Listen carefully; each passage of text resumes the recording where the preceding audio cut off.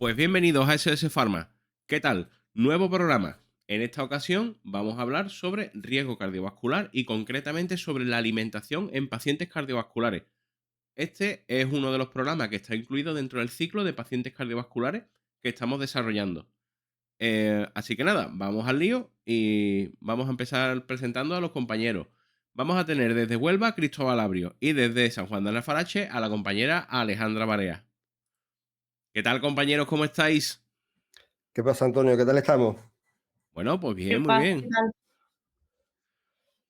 Por ¿Qué fin tal? vamos a tocar los temas que a mí me gustan, el tema cardiovascular, que lo teníamos Claro. abarcadito y yo ya tenía muchas ganas. Además, yo creo que el tema de alimentación esto, como se suele decir, ¿no? De alimentación y de medicamentos todo el mundo sabe, ¿no? Y de Entonces, fútbol, eso es España es así. bueno, yo de fútbol no tengo ni idea, o sea que yo de eso no lo puedo decir. Pero creo que va a resultar muy interesante a ver qué nos tiene hoy preparado Alejandra, porque yo creo que vamos a aprender, sobre todo vamos a aprender nosotros, creo yo también, que muchas veces pues hay muchas cosas que en tema de alimentación, como es un tema tan amplio y tan complejo, pues hay cosas que se escapan. Pues nada, lo primero vamos a presentar a la compañera Alejandra. Alejandra Barea, farmacéutica comunitaria en San Juan de Alfarache, donde es cotitular de farmacia con su hermana Virginia. Eh, Primero estudió farmacia, después estudió pues nutrición. Y bueno, pues podemos decir que ella pues ve la salud desde un punto de vista más bien holístico, que a mí me habéis escuchado hablar del tema del holístico, de la visión 360 grados del paciente, en el que pues los aspectos del individuo pues no son aislados, sino que coexisten entre ellos y se tratan como un todo. El paciente es multifactorial y la alimentación pues es uno de esos factores que tenemos que tener en cuenta. Bueno, pues Alejandra podemos decir, para empezar, que es maravillosa. Y además le encanta aprender, formarse y por eso sabemos que posiblemente en un futuro pues será posiblemente una buena profesora que es una de sus pasiones y junto con la dedicación a la farmacia que tiene.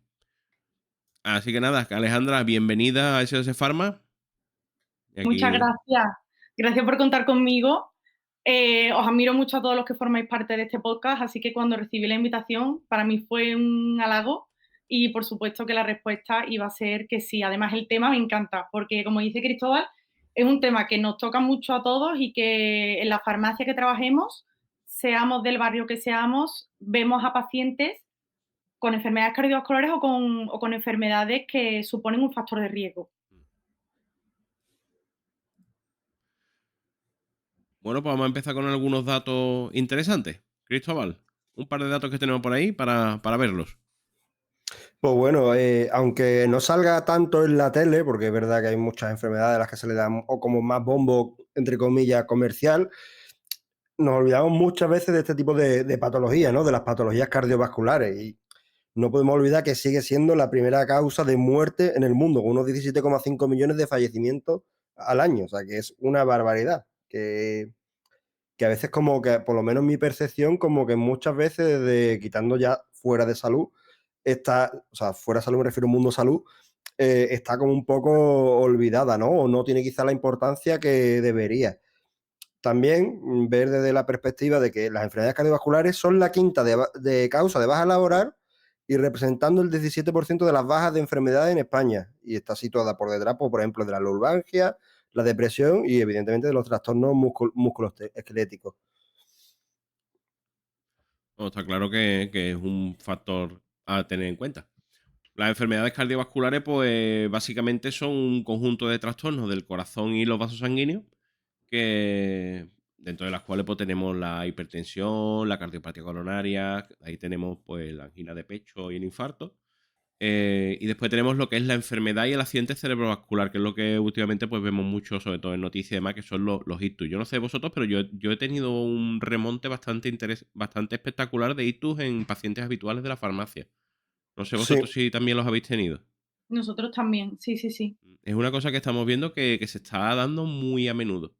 No sé si posiblemente es algo que muchas veces lo he comentado con familiares y demás, que antes muchas veces estas cosas la gente acababa falleciendo y no sé, y posiblemente no lo conocíamos. Y ahora con la nueva sanidad, pues digamos que el paciente tiene más supervivencia y eso de, es que esto antes no pasaba, sí pasaba, pero lo que pasa es que no sobrevivía. No sé si tenéis esa percepción.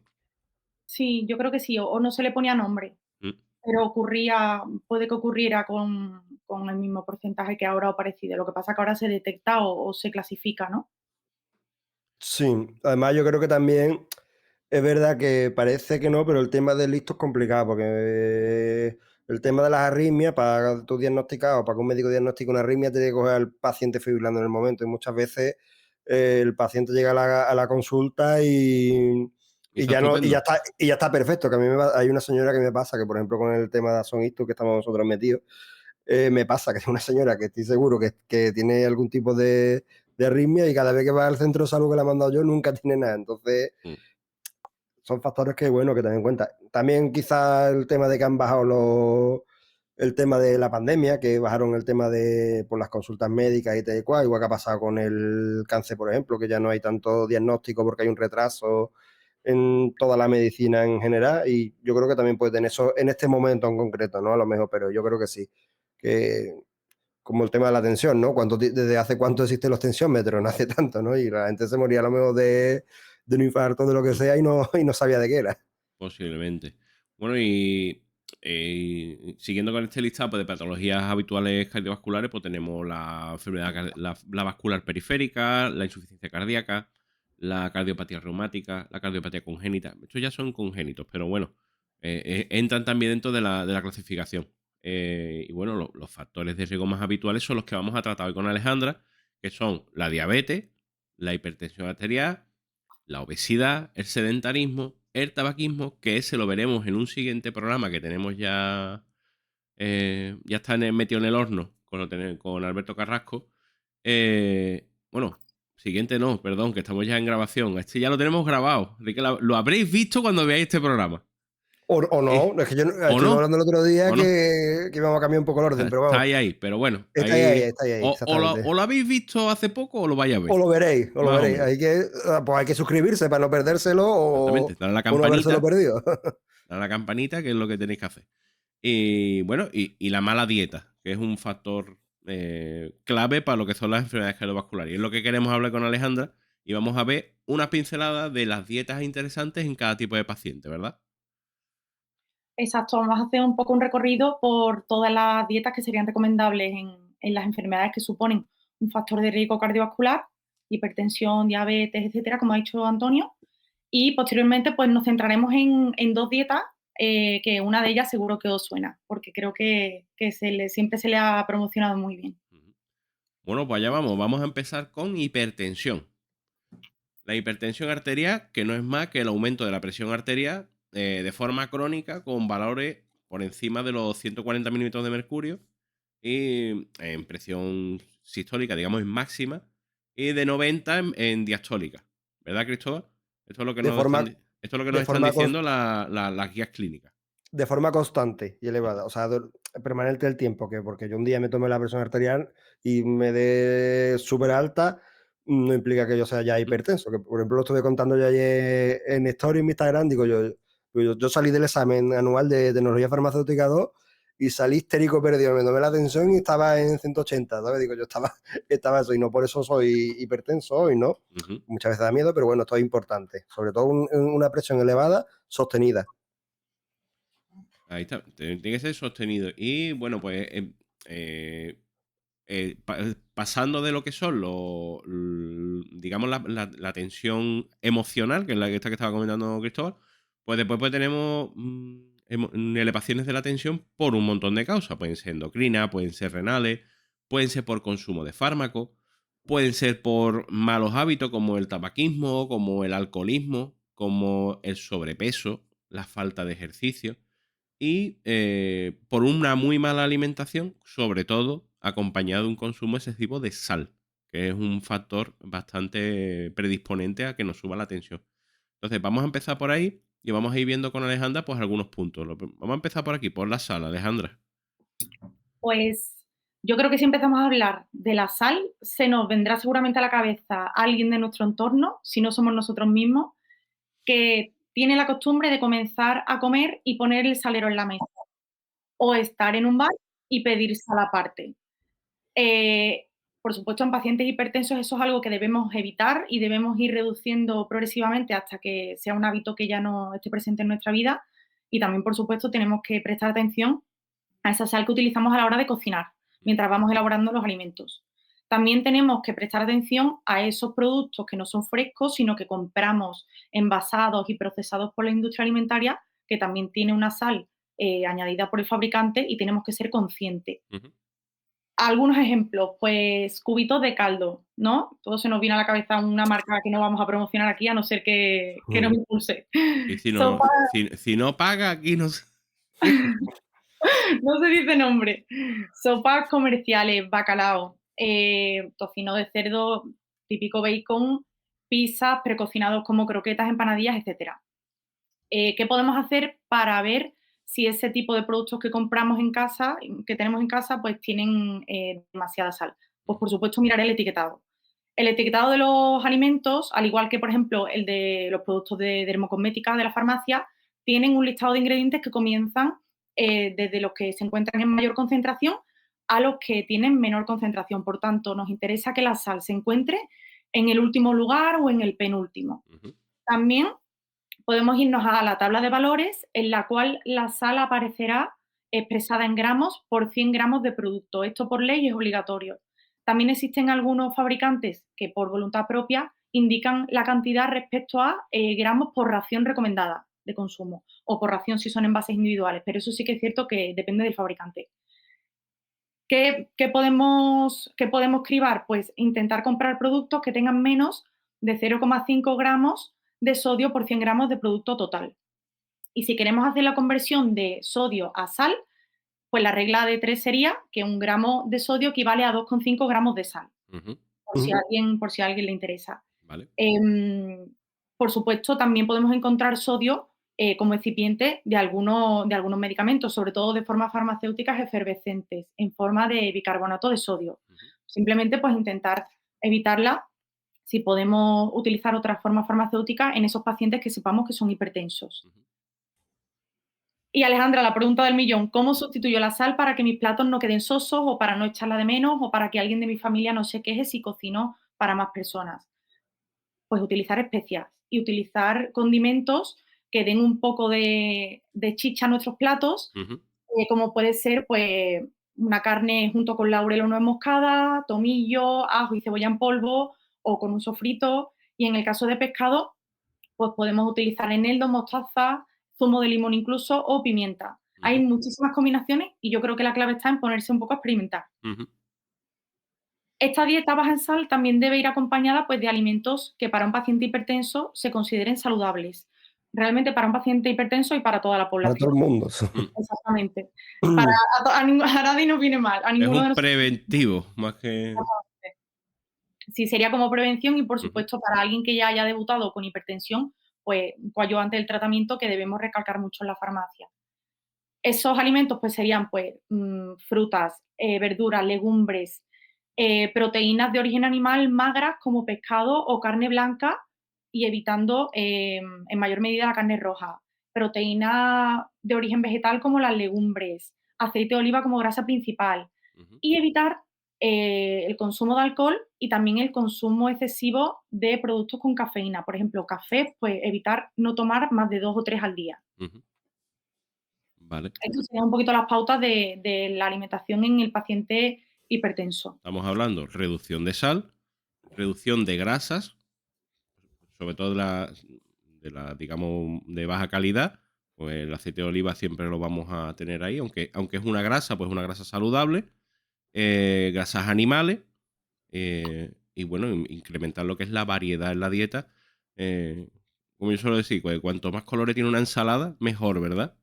Exacto. A mí una cosa que me llama la atención, y yo creo que también es importante, porque, hombre, porque yo creo que es lo que más confusión suscita a todo el mundo, ¿no? Que es el tema del etiquetado, ¿no? Porque es verdad que al final la industria alimentaria es muy trápala, ¿no? Y al final hay muchos Ujú. trucos y formas de que, pues, entre comillas, pues que te cuelen las cosas.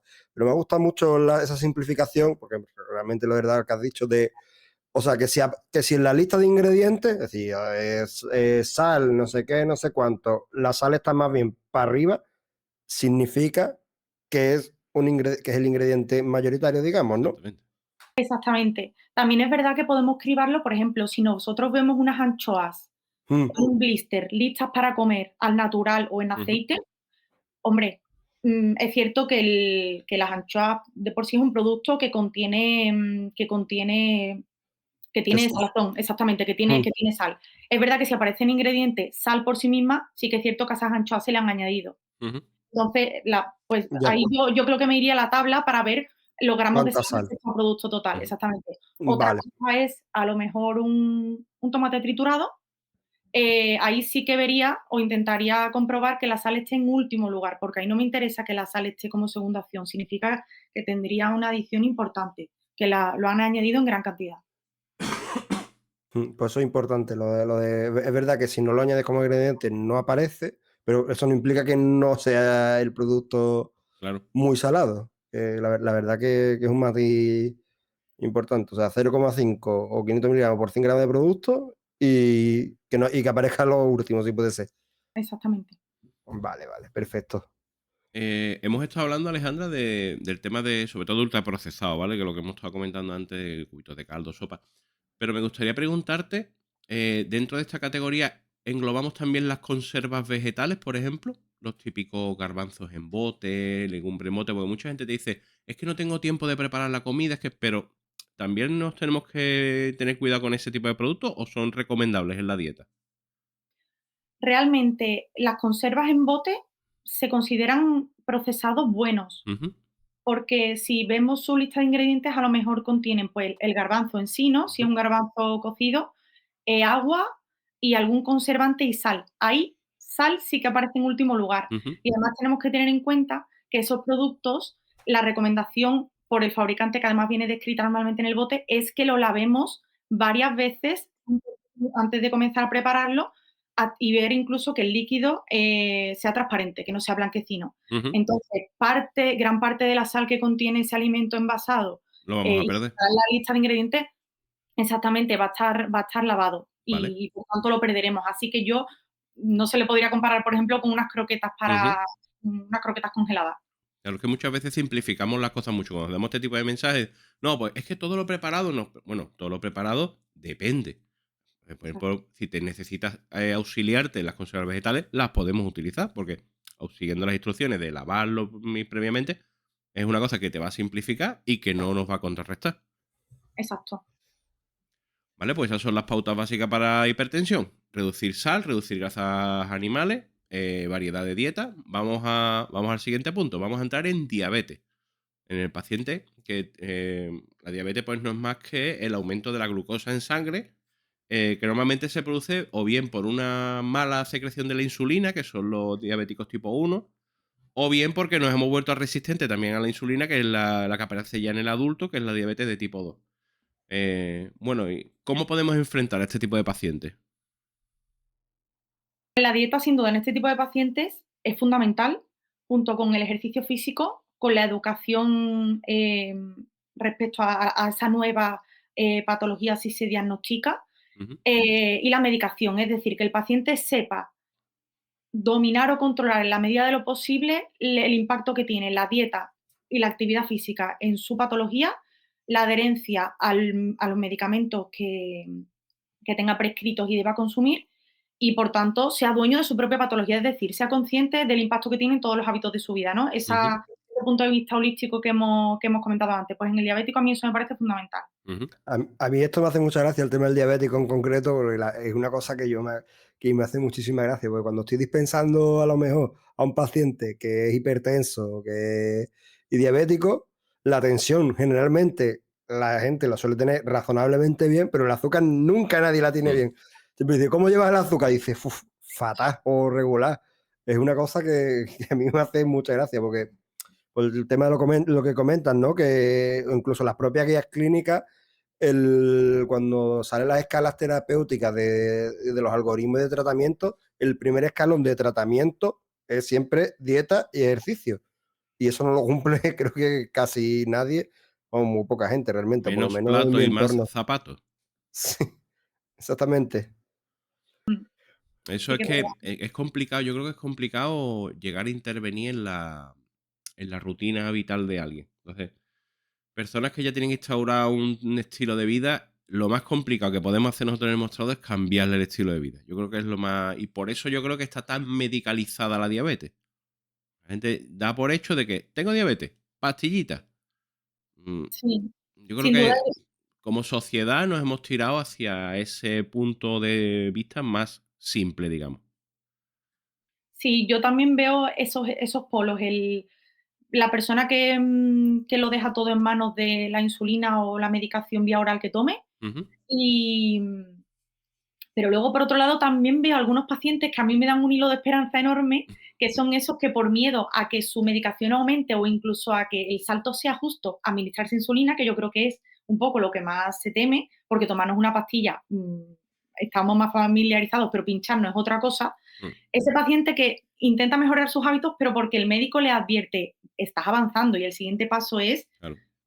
prescribir insulina. Entonces, esa persona yo creo que por miedo sí que corrige sus hábitos e intenta hacer un Mm. poquito de prevención, por lo menos para que no avance. Le ven, le ven la zarpa al lobo ahí, ahí Totalmente. empiezan a cambiar un poquito. Bueno, y ya pues eso, dieta, ejercicio y sobre todo ordenarle la alimentación, ¿verdad? Sí, exactamente. También es verdad que en la diabetes también convive mucho con la obesidad. Hay muchos pacientes diabéticos que tienen obesidad, y en estos casos es muy importante tener en cuenta que controlar el peso e introducirlo en un rango de peso saludable tiene evidencia de que mejora la insulina. Esa pérdida de peso mejora la insulina. Perdón, mejora la glucemia, el nivel de azúcar en sangre, y también el nivel de colesterol, triglicéridos y tensión arterial, que como estamos viendo, ya que este episodio va de enfermedades cardiovasculares, sabemos que son aspectos que suelen ir de la mano y que muchas veces cuando en un paciente pues, se tiene colesterol alto, pues a lo mejor a los meses debuta con hipertensión o viceversa, y suelen ir acompañados. Ujú, También es importantísimo el tema del ejercicio físico, tanto para controlar ese peso que hemos dicho como para mantener los niveles de glucemia estables. Es recomendable, por supuesto, el ejercicio físico diario para diabéticos y para no diabéticos, como diría Cristóbal, para todos nosotros.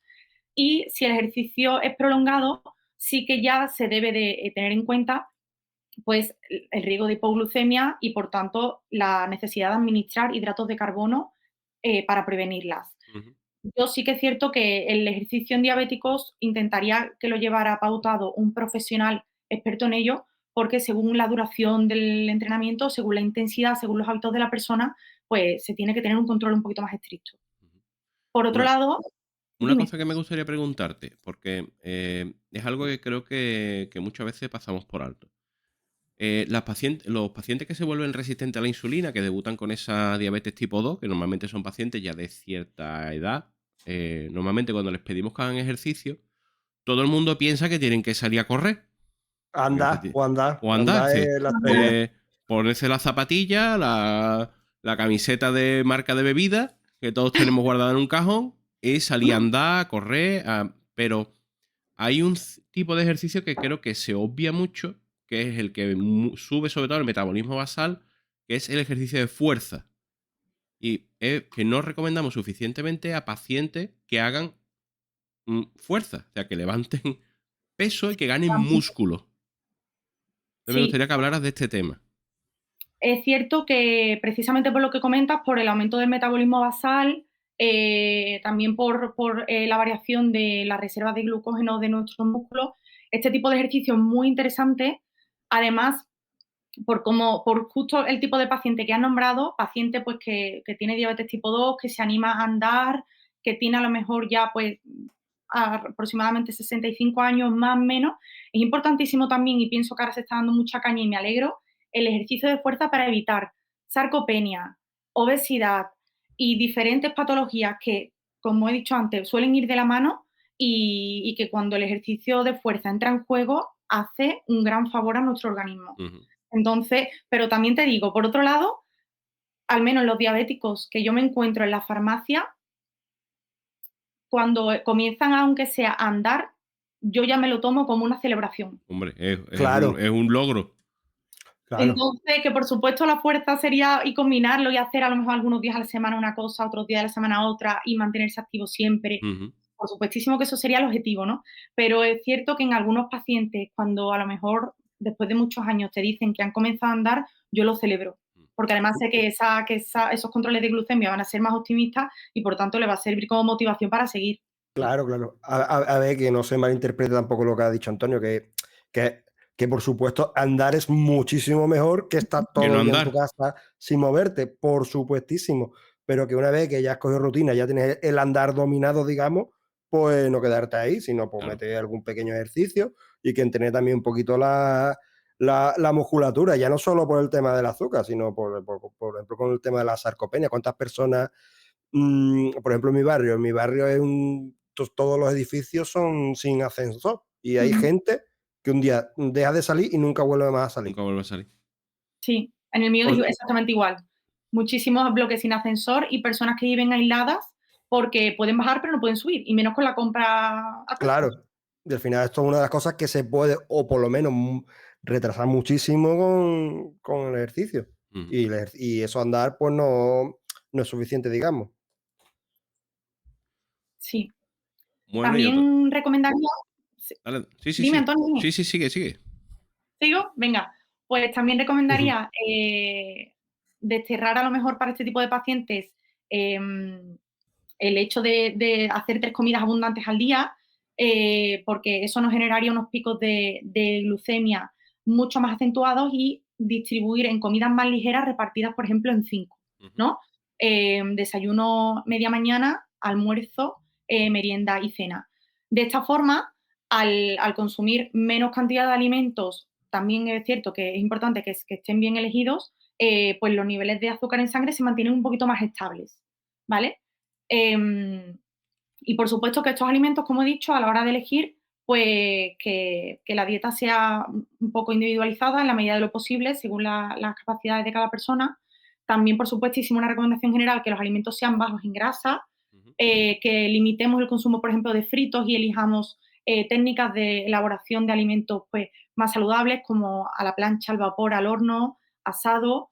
Reducir, por supuesto, el consumo de azúcar, que es el kit de la cuestión en este tipo de pacientes, y consumir frutas y verduras en abundancia. Ahora lo Ujú. vamos a hablar, la fibra, que es un hidrato de carbono complejo, que se encuentra de forma frecuente en cereales integrales, en frutas y verduras, tiene la capacidad de amortiguar esos picos de azúcar en sangre que aparecen en el estado postprandial después de consumir alimentos, y por tanto tenemos que recurrir a ella. Siempre utilizar este tipo de alimentos para hacer que la curva de azúcar en sangre no sea un pico muy acentuado, sino un poquito más plano, Ujú. ¿vale? Las curvas planas en los diabéticos interesan mucho. Ujú. Y en este tipo de pacientes es muy importante limitar el alcohol porque es un potente hipoglucemiante. Recomendar como bebida mayoritaria y principal el agua. Recomendable beber entre 1,5 litros y 2 litros al día. Y voy a abrir un melón, que yo creo que es Especialidad de este podcast, abrir melones. abrir melones, que por lo menos yo en mi barrio lo veo mucho, y es esa vecina o vecino que te cuenta que no come plátano porque es malísimo, Mm. pero con su cafelito de por las tardes, su galleta, que no voy a decir nombre otra vez porque no es plan, pero Light. ¿sabéis qué galleta digo? Que es light, que es sin azúcar, que te ayuda a hacer la digestión Digestiva. por su propio nombre, exactamente digestiva, pero a esas galletas no les temen. Con Eh, fructosa. exactamente. Yo creo que todos tenemos pacientes así en la farmacia. Eso era una cosa que te quería preguntar. Eh, ¿Qué hacemos con los edulcorantes?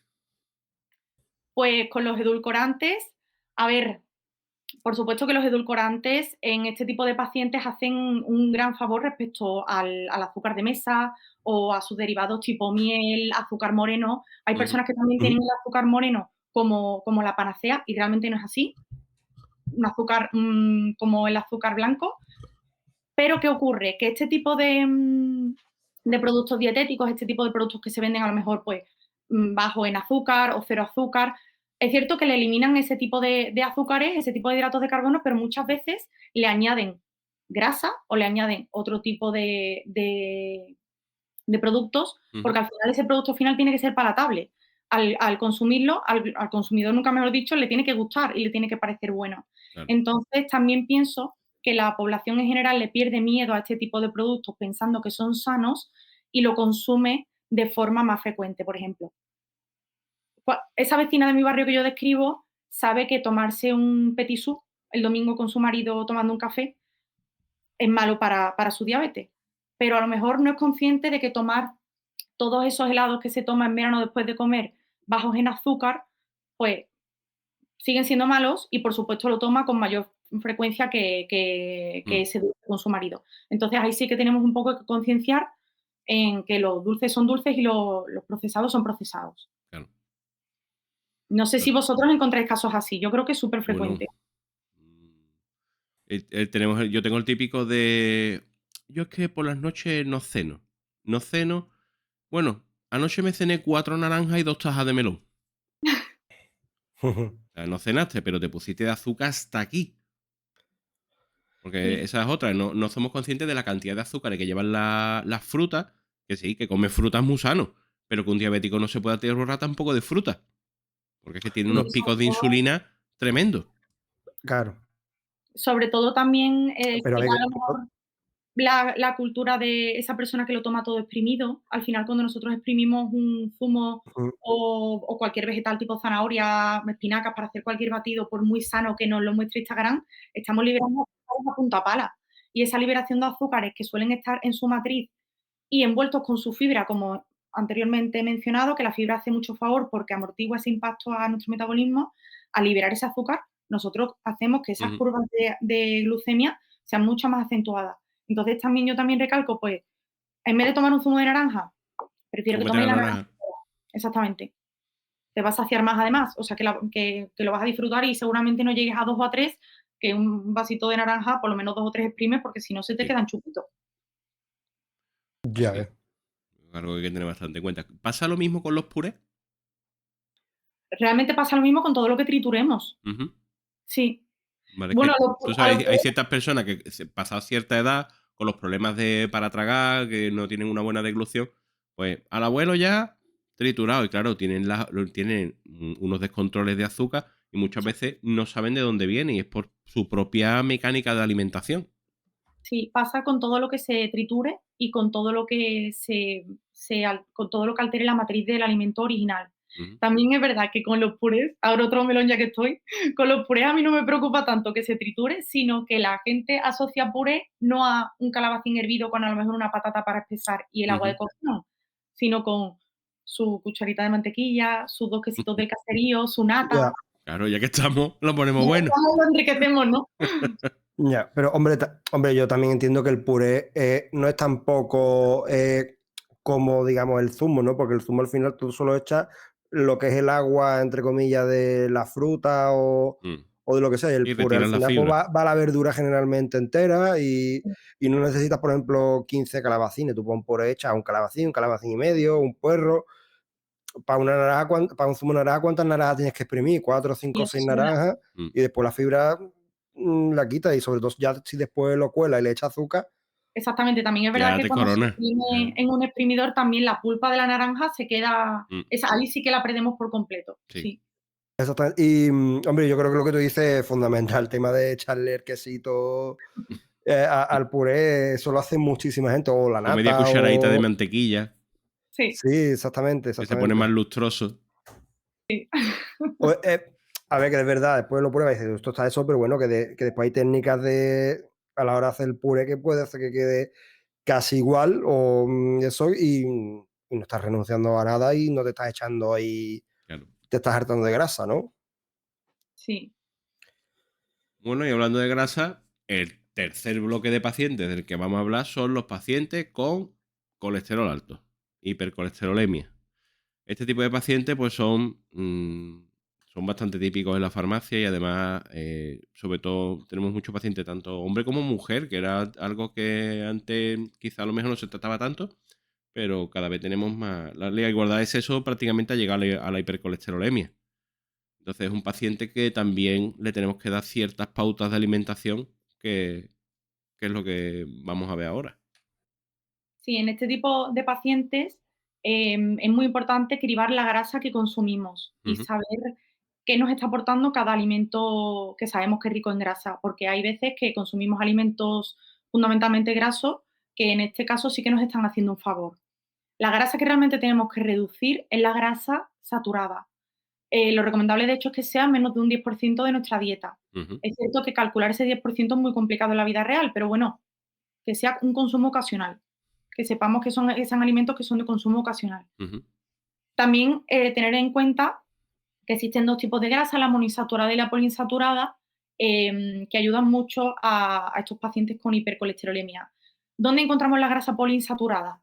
Pues, por ejemplo, la podemos encontrar en frutos secos como las nueces, en semillas como la semilla de girasol y en pescados azules como salmón, atún, boquerones, si nos vamos a especies más pequeñas, ujú, anchoas, etcétera.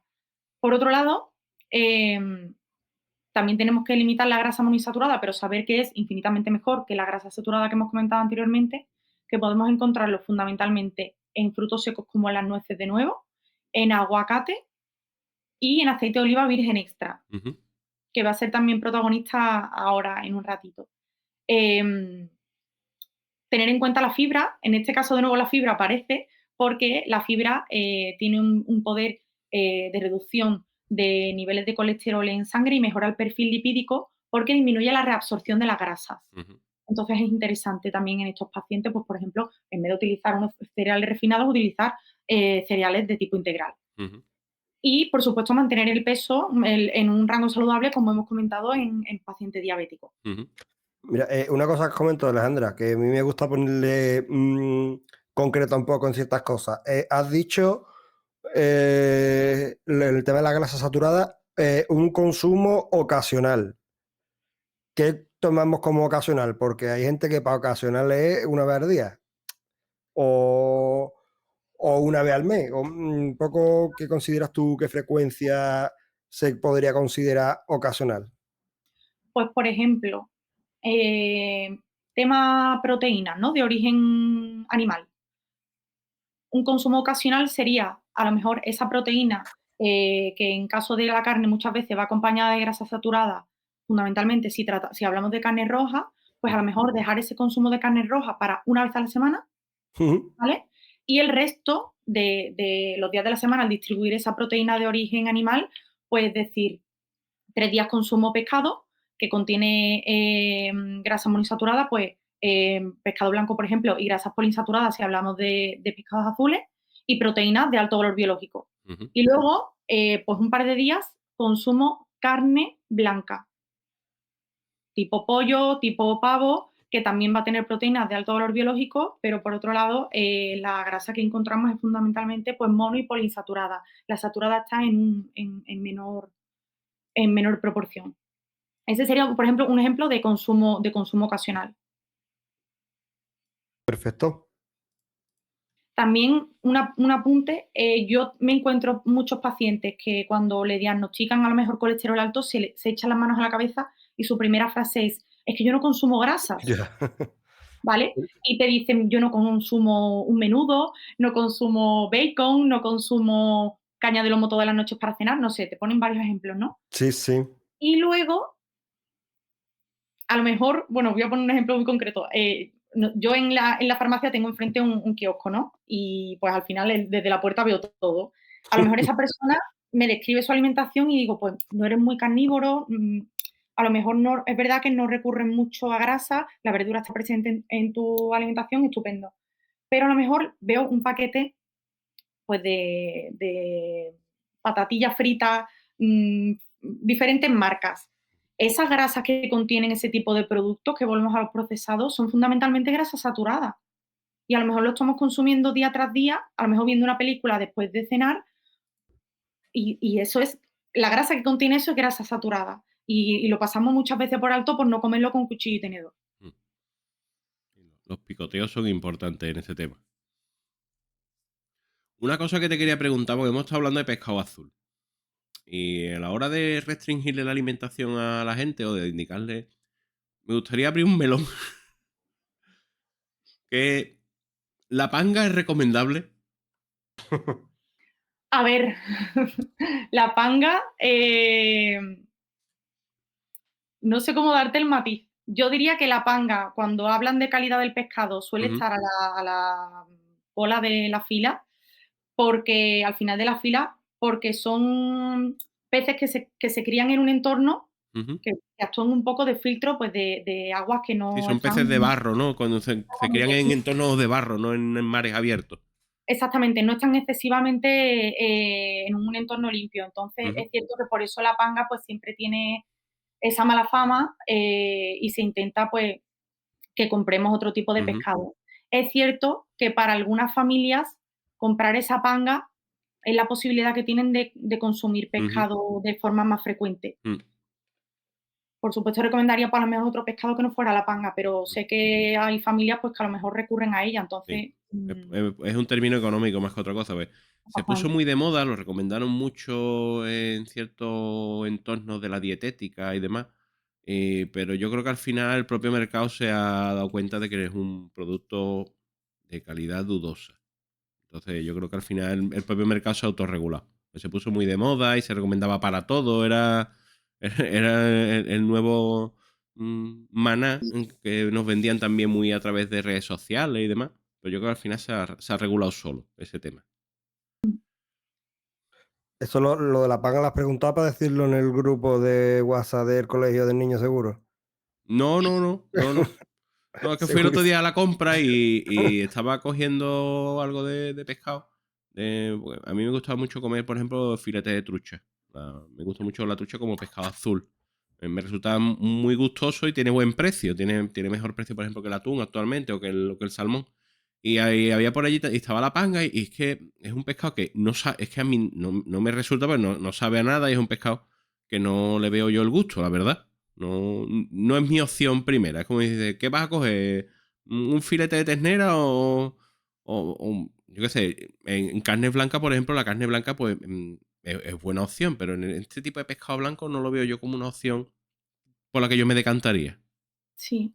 También es cierto que muchas veces, ahora mismo, sobre todo con el tema de los precios de los alimentos, muchas veces hay personas a las que, no sé, viene con un papel, típico papel que te imprime tu médico de cabecera Ujú. con recomendaciones, ¿no? Sí, con la Y dieta que hicieron en el año 84, que te dan. literalmente. Y a lo mejor te aparece, pues, alimentos ricos en omega 3, que ahora hablaremos de ello, y te aparece el salmón. A mí me han llegado a decir, yo veo el salmón y yo lo probé una vez y me pareció que estaba bueno y me encantaría dárselo a mis hijos, pero no me lo puedo permitir. Entonces, pues siempre se intentan tirar de pescados azules de menor tamaño, que Mm, son más económicos, de productos que vengan a lo mejor enlatados al natural, porque Claro. al fin y al cabo tenemos que tener en cuenta que no todo el mundo puede comprarse un lomo de salmón noruego. claro, Y realmente es precioso decir, consume pescado azul una vez a la semana por lo menos para tener unos niveles óptimos de omega 3, pero mm, la cosa se complica. claro, Por eso muchas veces pues también se dice, pues se encuentran las nueces, aunque también los frutos secos son productos caros, pero intentar dar varias fuentes al paciente para que se adapte a lo que claro. pueda A y, su propia y economía. exactamente. Mira, y una cosa que has dicho ahí que me ha llamado la atención, que viene un poco al tema, pero tampoco no. Mm. El tema de la lata de conserva. ¿Mejor aceite de oliva, girasol o al natural? Pues mira, por supuesto, la competición aceite de oliva y aceite de girasol gana aceite de oliva.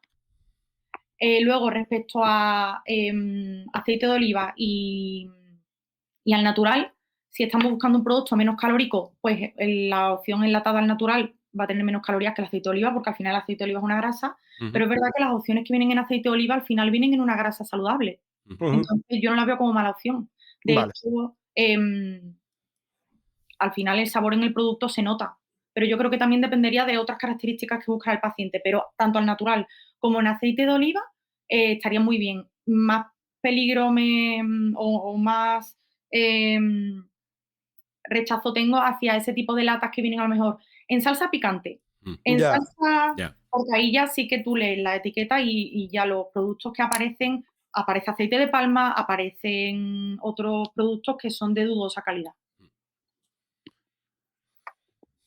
pues muy bien. Bueno, pues hemos acabado con los pacientes específicos, digamos. Vamos a entrar un poco en otro tema. Vamos a hablar de dos tipos de dietas generalistas, como son la mediterránea y lo que se conoce como la dieta DASH.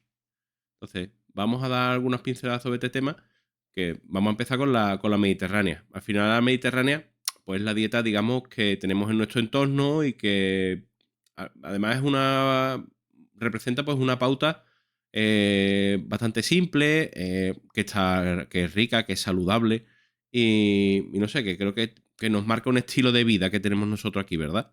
Sí. Hombre, yo creo que es interesante que veamos qué es exactamente la dieta mediterránea, porque se habla mucho de dieta Ujú. mediterránea y muchas veces como un ente etéreo, ¿no? Que todo es dieta mediterránea, y creo que resulta, pues, concretar un poquito, ¿no? ¿Qué es exactamente esta dieta mediterránea o qué se Estoy caracteriza? pensando que Juan pediría, ¿la pavía de bacalao es dieta mediterránea? Bueno, pues vamos a hablar de la dieta mediterránea. ¿Qué es lo que nos tienes que contar, Alejandra? Pues la dieta mediterránea es una dieta que seguramente nos lleve persiguiendo a todos desde que somos bien pequeñitos porque se hace promoción incluso desde edades tempranas en colegios y básicamente es una dieta que tiene muchas propiedades beneficiosas porque destaca por varios aspectos. Yo resaltaré varios aspectos. En primer lugar, que resalta mucho al aceite de oliva virgen extra como grasa principal de la dieta Ujú, y grasa principal a la hora de cocinar. También que presta mucha atención a la guarnición que utilizamos en nuestros platos ujú, y da mucha importancia a que las hortalizas, las verduras estén presentes en nuestros platos. Y también presta mucha atención a los micronutrientes porque nos anima a utilizar pues, productos de temporada, hierbas aromáticas, condimentos, especias, que al fin y al cabo es lo que has dicho. Cuanto más color tenga nuestro plato, más micronutrientes tendrá, más nutrientes nos aportará. Esta dieta está tan reconocida que la UNESCO la inscribió como uno de los elementos en la lista representativa del patrimonio cultural inmaterial de la humanidad. ujú, Y es cierto que siempre se ha valorado desde el punto de vista de las grasas, suponiendo un beneficio para pacientes con riesgo cardiovascular o con enfermedades cardiovasculares.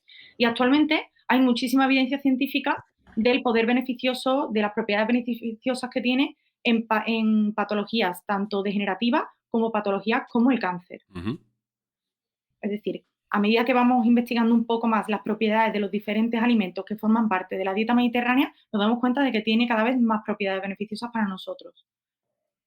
Em, Pienso que actualmente esta dieta mediterránea se está poniendo un poco en jaque porque están entrando, bueno, desde hace mucho tiempo, diferentes culturas a nuestro país desde el punto de vista culinario que además han llegado para quedarse. Pues a todos se nos viene a la cabeza pues que en las avenidas principales de nuestra ciudad vemos muchas hamburgueserías de estilo americano, mm, muchos productos y también la oferta que tenemos en aplicaciones de comida a domicilio también distan mucho de la dieta mediterránea y son locales o sitios de consumo de alimentos donde encontramos productos, pues carne roja, productos procesados con fritura como patatas, postres que forman parte de bollería industrial, de azúcares refinados y donde siempre además va un público muy característico como pueden ser los adolescentes, porque tienen predilección por ese tipo de alimentación y también siempre tienen o menús muy grandes o la posibilidad de hacer los XL mediante ofertas. ujú, Entonces, por eso yo creo que esa dieta mediterránea se ha visto un poco en jaque desde los últimos años hasta la actualidad y por eso pienso que es importante que nunca se le termine de dar promoción para que las generaciones que vayan llegando vayan creciendo con esas pautas de alimentación saludable. ujú, La dieta mediterránea, si la desgranamos un poquito, como hemos dicho antes, centra la importancia en el aceite de oliva virgen extra como grasa principal. El aceite de oliva virgen extra tiene una composición muy buena respecto a ácidos grasos y sustancias antioxidantes como los polifenoles y la vitamina E. Esto se traduce en que tiene capacidad de aumentar el HDL, que es el colesterol, las lipoproteínas de alta densidad dentro del colesterol total. Tiene capacidad de disminuir el LDL, que son las lipoproteínas de baja densidad, y disminuye el riesgo de trombo y la presión arterial. Todo esto desemboca en que disminuye el riesgo de la formación de la placa de ateroma, que es un riesgo muy importante en pacientes con enfermedades cardiovasculares. ujú, Por otro lado, tenemos el pescado, que ya hemos hablado de él. Algunos pescados, como los pescados azules, son ricos en omega 3, que son unos ácidos grasos muy interesantes porque tienen propiedades antitrombóticas, reducen la presión arterial, reducen este colesterol LDL y aumentan el HDL, al igual que el aceite de oliva. Y además, como he dicho antes, pues supone una fuente de proteína de alto valor biológico, muy interesante. Respecto a las frutas y las verduras, también lo hemos mencionado, su fuente principal de hidratos de carbono pues son hidratos de carbono complejos, y, como por ejemplo la fibra, y también aporta vitaminas y minerales y sustancias antioxidantes, entre las que destacamos, por ejemplo, pues todo tema de licopenos, que me voy a centrar en él, pero luego nombraremos otros micronutrientes con capacidad antioxidante, pero por ejemplo el licopeno es el pigmento que permite que el tomate sea rojo o la sandía sea roja. Al tener esta capacidad antioxidante, tiene propiedades beneficiosas porque tiene un efecto antiinflamatorio y antitrombótico. Y también es un vasodilatador. Al fin y al cabo, cuando se forma la placa de ateroma en la arteria de un paciente, el ambiente pues, es un ambiente de estrés oxidativo y se produce una oxidación de la grasa. Por eso comienza un poco la cascada que forma la placa de ateroma. Si nosotros en nuestra dieta ingerimos sustancias con acción antioxidante, frenamos este proceso. Por eso decimos que tiene propiedades beneficiosas. Por otro lado, también encontramos el ácido fólico, o también llamado vitamina B9, pero se le suele conocer más como ácido fólico, que está presente en las verduras de hoja verde, espinacas, acelgas, etcétera. Y su ingesta está relacionada con los niveles de homocisteína. La homocisteína es un aminoácido que se origina en el metabolismo de otro aminoácido. Y los niveles de homocisteína altos suponen un mayor riesgo cardiovascular. Me diréis, ¿qué tendrá que ver esto con el ácido fólico? Pues que se ha descubierto que una de las principales razones por las que podemos encontrar niveles altos de homocisteína en nuestro organismo es porque haya déficit de ácido fólico. Por consecuencia, a niveles óptimos de ácido fólico, niveles más reducidos de homocisteína y menor riesgo cardiovascular tendremos. Como hemos dicho, estas frutas y verduras, además de estas dos pinceladitas que os he dicho, pues también tienen otros compuestos, como los compuestos fenólicos, como los flavonoides, también con acción antioxidante, taninos, cumarinas, alimentos, compuestos azufrados como los que encontramos en el ajo, etcétera. Todos estos productos, todas estas moléculas hacen que productos como pues, todo lo que encontramos en nuestra huerta sean alimentos de tipo cardioprotector y disminuyen la formación de esta placa de ateroma, como hemos explicado anteriormente. Y por último, podemos destacar pues, la presencia de cereales, legumbres y frutos secos en la dieta mediterránea. Todo este tipo de alimentos también se caracteriza por tener altas concentraciones de fibra, minerales en los que podemos destacar el hierro, el zinc, el fósforo y el potasio, y vitaminas como por ejemplo las del grupo B y las del grupo E, sobre todo en alimentos grasos como los frutos secos. También son alimentos a los que se les asocia por la presencia de fibra poder hipocolesterolemiante, es decir, reducen esos niveles de colesterol y también se consideran cardioprotectores. Como conclusión, la dieta mediterránea siempre ha tenido esa fama estupenda para la prevención y como coadyuvante del tratamiento de enfermedades cardiovasculares, porque todos los alimentos que intenta aunar y que formen parte de nuestra dieta lo son también. Como que más fácil no lo podemos tener a la hora de prevenirnos cardiovascularmente. Tampoco hay que investigar. Es adaptarnos a la alimentación más clásica, digamos. Exactamente. Siempre se le ha dado mucha promoción desde bien pequeñitos y sin duda cuando comienzas a leer estudios y las desgranas te das cuenta que es por algo. Además, que no tienes que irte a una dieta específica, una dieta más complicada de la cuenta, sino productos frescos. Ahora hay varios eslogans de este tipo de productos de mercado, que básicamente lo que te dice es que intentes no consumir productos procesados, sino irte a la alimentación de tu madre y de tu abuela y elegir productos frescos y lo manipules tú sabiendo lo que haces. Pues entonces lo tenemos claro. Hay que volver a la alimentación de la abuela, a volver al puchero, a la ensalada fresca, al aliño. Porque Sí, a las además lo que guarniciones, has comentado de las cadenas de alimentación, el fin de semana pasado estuve yo en Sevilla y es casi imposible comer en un sitio normal en el centro. Es casi imposible. O sea, han tomado los centros de las ciudades, han tomado las zonas turísticas. O sea, prácticamente fuera de una cadena comercial es casi imposible comer. Que es algo que nos está invadiendo. Y es que es normal que la propia sociedad esté tirando hacia ello porque es la oferta que se le está dando. Entonces, sí. o- También, desde casa, incluso en aplicaciones de comida a domicilio, ¿qué opciones hay de comida sana? Hay muy pocas. Realmente yo también entiendo que alguien que quiera emprender en este mundo, pues piense, seguramente el que coja el móvil una noche sea para darse un capricho y elegir claro, algo que no suele hacer Claro. él en la cocina. Por tanto, mi negocio no va a tener futuro ninguno. claro. Hasta ahí llego yo también. Pero es verdad que para alguien que no cuente con tiempo, tampoco hay buenas opciones, o al menos opciones intermedias. De hecho, un poco las que más se recomiendan dentro del catálogo de las aplicaciones que solemos tener en el móvil son a lo mejor las asiáticas, Mm, tipo poke hawaianas que están apareciendo ahora, Ujú. sushi, y puede ser un poco lo que más se salve. pues sí. Mira, y antes de pasar al tema DAS, Ujú. voy a abrir un melón de los gordos. La copita de vino al día, que es buenísima para el corazón. ¿Es buena o no buena? Pues mira, si esa copita fuera la uva que se utiliza para hacer esa copita, es maravillosa. Pero ya es hora de desterrar que consumir alcohol todos los días es sano. Eso es. Si lo quieres consumir, Tómatelo. tómatelo, pero no va a salir de mi boca decirte que es saludable. Que por supuesto los polifenoles de la uva son maravillosos, son antioxidantes, como hemos dicho anteriormente. Por supuesto que sí, pero en cuanto hay una fermentación y hay etanol de por medio y eso se convierte en alcohol, el alcohol es una sustancia tóxica con perjuicios para nuestra salud y, por supuesto, para pacientes con enfermedades cardiovasculares ya ni os cuento.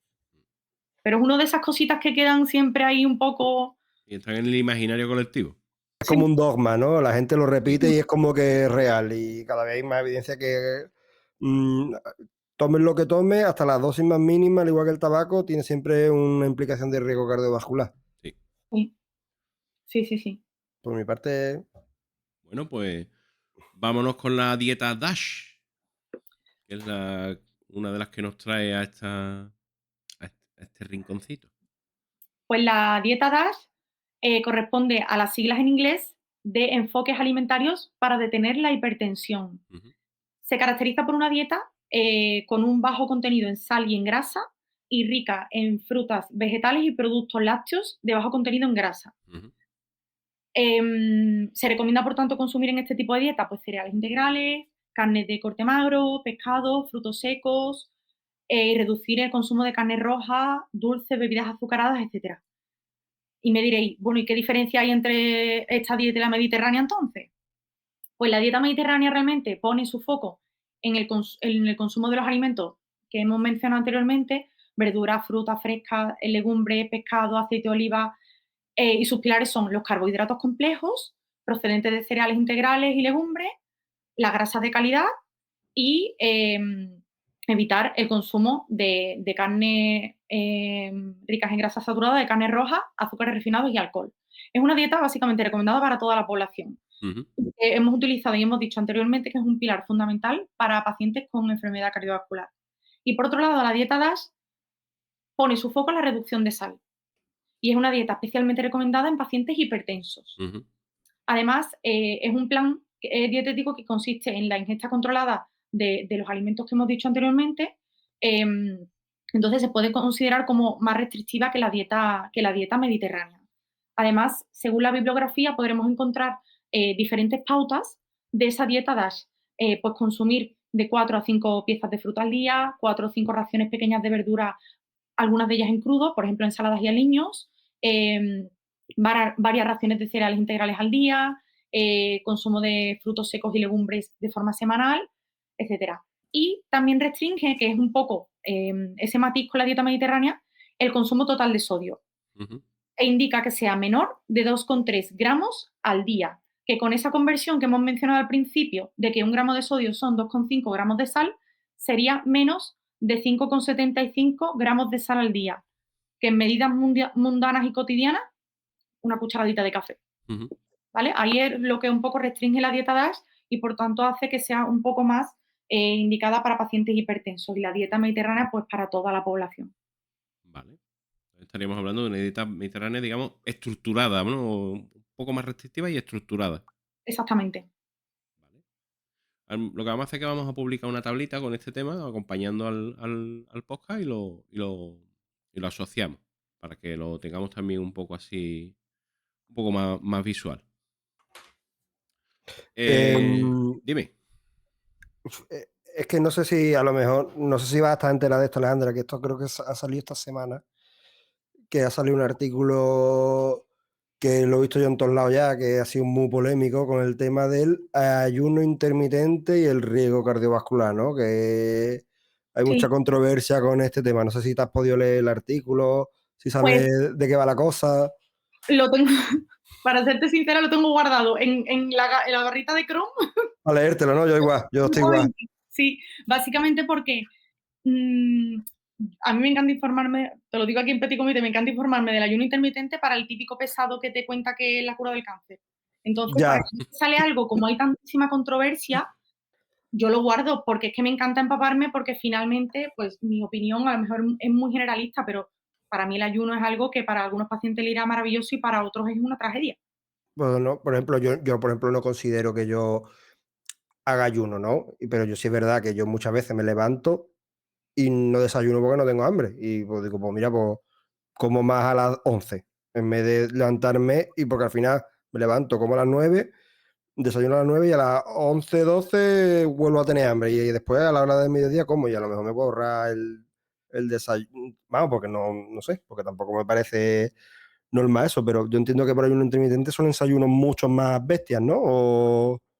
Exactamente, si rompes el ayuno por la mañana, sí. Es que al fin y al cabo yo pienso que tan malo es dejar de comer cuando tienes hambre que comer cuando no la tienes.